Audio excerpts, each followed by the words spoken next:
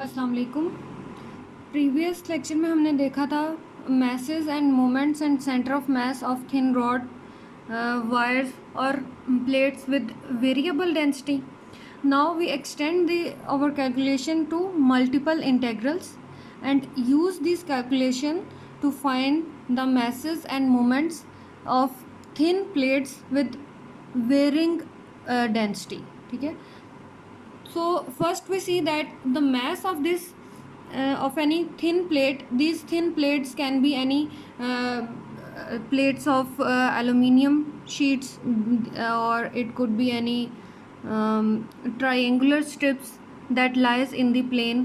ठीक है. तो उनका अगर आपने मैथ कैलकुलेट करना है तो उसका फॉर्मूला है double integral, means two variables में यहाँ बात हो जाएगी. Double integral delta of x Y D a, where delta of x y is the density function. So अब यहाँ से हमारे पास जो मोमेंट्स आएंगे, those moments are called the first moments.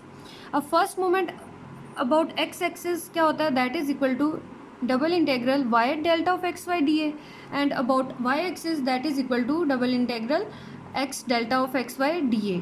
और यहीं से आप इसका सेंटर ऑफ मास कैलकुलेट कर सकते हैं. Centre of mass about x axis, X coordinate that is M Y over M, and about Y coordinate that is equal to M X over M.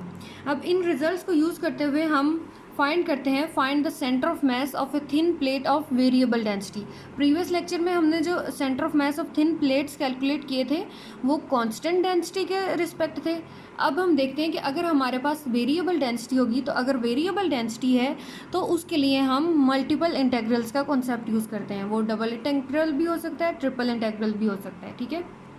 अगर constant density थी तो हम one variable वाला case जो है use कर रहे हैं, लेकिन अगर वेरिएबल डेंसिटी है तो इसमें हम डबल इंटेग्रल का कॉन्सेप्ट, मींस मल्टीपल इंटेग्रल्स का कॉन्सेप्ट जो है वो यूज़ करते हैं. अब उसमें आपको फिगर गिवन है. ठीक है.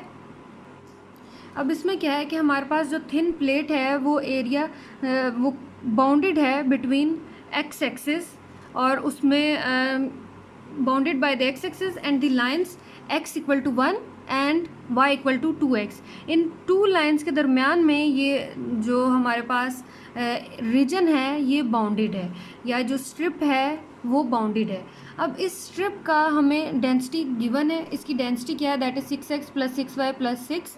अब हमें इस प्लेट का क्या फाइंड करना है, सेंटर ऑफ मास कैलकुलेट करना है. डेंसिटी आपको गिवन है जो कि वेरिएबल डेंसिटी है. उसके लिए अब हमें यहाँ पे फॉर्मूला, पहले हम इसका मैथ कैलकुलेट करते हैं. मैथ कैलकुलेट करने का फॉर्मूला क्या है, double integral delta of x Y D A. अब डबल इंटेग्रल में यहाँ पे मीन्स जो इंटेग्रल है वो कहाँ पे अप्लाई हो रहा है, रीजन पर. तो उसके लिए हमें फर्स्ट इस रीजन की जो है वो लिमिट ऑफ इंटीग्रेशन जो है वो कैलकुलेट करनी पड़ेंगी. ठीक है. तो डबल इंटेग्रल की मैंने आपको प्रीवियस लेक्चर्स में बताया हुआ है कि डबल इंटेग्रल की लिमिट ऑफ इंटीग्रेशन कैसे कैलकुलेट करते हैं. उसके लिए हमारे पास दो कॉन्सेप्ट होते हैं, या तो हम इसकी Y limit of integration calculate कर लो या X limit of integration calculate कर लो. तो हम इसकी वाई लिमिट ऑफ इंटीग्रेशन के अकॉर्डिंग कैलकुलेट करते हैं. तो वाई लिमिट ऑफ इंटीग्रेशन में क्या होता है कि हम एक वर्टिकल लाइन ड्रॉ करते हैं. ठीक है.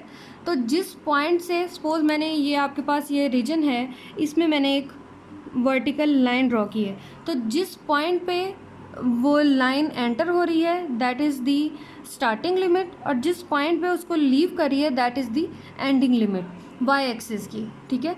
वर्टिकल लाइन ड्रॉ की, तो अब एंटर किस पॉइंट से हो रही है, y इक्वल टू 0 पर ये लाइन एंटर हो रही है, तो इसकी लोड लिमिट क्या यहाँ पे मैंने ले ली है, दैट इज 0. और लीव कहाँ पे करिए, that is equal to y equal to 2x. Means ये अगर वर्टिकल लिमिट ले रहे हैं आप तो वो फंक्शन जो है वो x वेरिएबल में आना चाहिए. तो यहाँ पे x वेरिएबल में ऑलरेडी फंक्शन था, हमें इसको सिंप्लीफाई करने की ज़रूरत नहीं है. तो y इक्वल टू 2x है, तो इसकी y लिमिट यहाँ से क्या आ गई, 0 से 2. अब हमने इसकी x limit of integration calculate करनी है. वो किस तरीके से करते हैं कि उस रीजन में जितनी सारी वर्टिकल लाइंस हैं उन सब की जो कलेक्शन है that is our X limit of integration. इसमें यहाँ पे ये इस तरह से लाइन भी हो सकती है, ये सारी लाइंस हो सकती हैं. तो इस सारे रीजन में जितनी भी वर्टिकल लाइंस की कलेक्शन है वो हमारे पास एक्स लिमिट होगी. तो यहाँ पे वर्टिकल लाइंस की कलेक्शन कहाँ से स्टार्ट हो रही है, 0 से 1. तो यहाँ पे हमारे पास इसकी एक्स लिमिट ऑफ इंटीग्रेशन क्या आ गई, दैट इज़ फ्रॉम 0 to 1. अब यहाँ पे डेल्टा ऑफ एक्स वाई आपको गिवन है, values delta of x Y की वैल्यू पुट करके लिमिट्स को कैलकुलेट करके डबल इंटीग्रल आपको कैलकुलेट करना बहुत अच्छे से आता है। पहले विद रिस्पेक्ट टू वाई इसकी इंटीग्रेशन करें, लिमिट ऑफ इंटीग्रेशन पुट कर दें, देन जो आंसर आएगा उसको विद रिस्पेक्ट टू एक्स कल इंटीग्रेट करें और फिर इसकी लिमिट ऑफ इंटीग्रेशन कल पुट कर दें, तो आपके पास फाइनल इसकी मैथ्स क्या आ गया, दैट इज़ 14। ठीक है, अब हमें इसका फर्स्ट मोमेंट कैलकुलेट करना है अबाउट एक्स एक्सिस। तो first moment about x axis का क्या फॉर्मूला था, double integral Y delta of x Y D X. अब लिमिट ऑफ इंटीग्रेशन यहाँ मैं आपको स्टार्ट में बता चुकी कि कैसे कैलकुलेट करनी है। वाई की लिमिट 0 से 2x और एक्स की लिमिट इज़ 0 से 1। वैल्यूज पुट की सिंप्लीफाई करोगे तो आपके पास इसकी first moment about x axis क्या आ गया, दैट इज़ 11। सिमिलरली आप यहाँ से first moment about Y axis भी कैलकुलेट कर सकते हैं। ठीक है, तो similarly the first moment about Y axis that is equal to 10। First moment भी आ गया अबाउट एक्स एक्सिस और अबाउट वाई एक्सिस भी आ गया और हमने मास भी कैलकुलेट कर लिया। अब हम यहाँ से the centre of mass calculate कर सकते हैं, x coordinate and similarly y coordinate. तो x coordinate of centre of mass क्या होगा, that is equal to m Y over m. M y यहाँ पे मैंने निकाला है 10 और एम हमने यहाँ प्रीवियस कैलकुलेट किया है, दैट इज़ 14। तो यहाँ पे पुट कर दो, आपके पास आंसर क्या आ गया इसका सिंप्लीफाई करने के बाद 5/7। सिमिलरली हमने y coordinate of centre of mass calculate किया, that is mx over m, that is equal to 11/14। ठीक है, ये आपके पास इसका सेंटर ऑफ मास आ गया। यही चीज़ हमने कैलकुलेट करनी थी अबाउट दिस फिगर। ये फिगर्स आपको गिवन होंगी, लेकिन इसमें आपने क्या करना है, इनकी लिमिट ऑफ इंटीग्रेशन आपको कैलकुलेट करनी आनी चाहिए।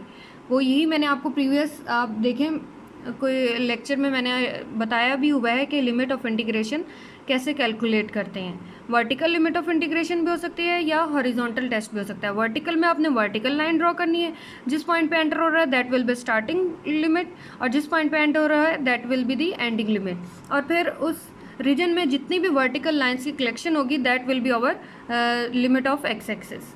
या अगर आपने हॉरिजॉन्टल टेस्ट के अकॉर्डिंग करना है तो उसमें आपने हॉरिजॉन्टल लाइन ड्रॉ करनी है। इसमें भी अगर हम देख लो, अगर आप हॉरिजॉन्टल के अकॉर्डिंग देखते हो, सपोज हम यहाँ पे एक हॉरिजॉन्टल लाइन ड्रॉ करते हैं, तो इस रीजन में जिस पॉइंट से ये लाइन एंटर हो रही है that will be the starting limit और जिस पॉइंट पर लीव करी है that will be our ending limit. लेकिन अगर हॉरिजॉन्टल लिमिट ले रहे हो तो उसमें आपके पास जो फंक्शन है वो y वेरिएबल में होना चाहिए, लेकिन अगर आप वर्टिकल लिमिट ले रहे हो तो उसमें फंक्शन जो है वो आपके पास x वेरिएबल में होना चाहिए। ठीक है, और ये फार्मूलाज अगर आप लोगों को याद हो अच्छे से कि मैथ्स का क्या फार्मूला है फर्स्ट मोमेंट का, तो आप इसके according centre of message easily calculate कर सकते हैं। ठीक है, होपफुली क्लियर हो गया होगा आपको। कोई डाउट हो तो आप पूछ सकते हैं। Thank you so much.